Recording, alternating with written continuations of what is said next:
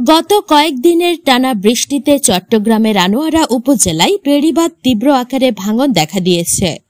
এর মধ্যে রায়পুর ইউনিয়নের উঠানমাঝির ঘাট ও বাইগ্যের ঘাটের বেড়িবাঁধ ভাঙন তীব্র আকার ধারণ করেছে।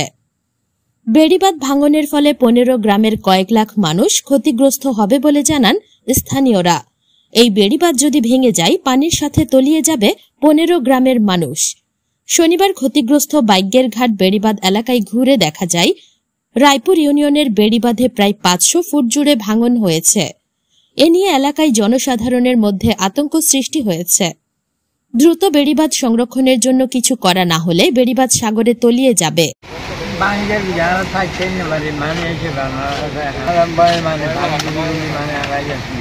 সরকার নগরীর এমপি মন্ত্রী নগরীর না চাইলেন ওইখানে 600 কিলোমিটার তো আছে ভাঙব ভাঙিব দিয়ে দর বাইক বাড়াল আমি পানি সামান মানে বেড়ি বাড়ি ঠিক চাইলে ব্যাংকে নিরাপদ মানে এরা বাপ্তলি পর্যন্ত নিরাপদ।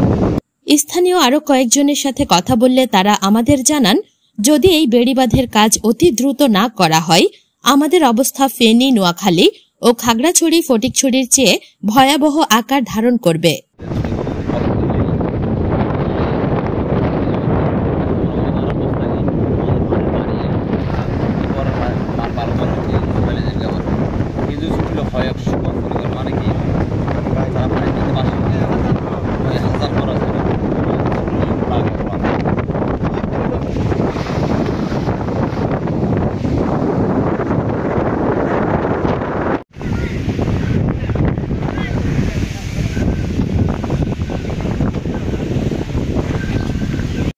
Mang với giấy cười, ăn bơ nó bị gì?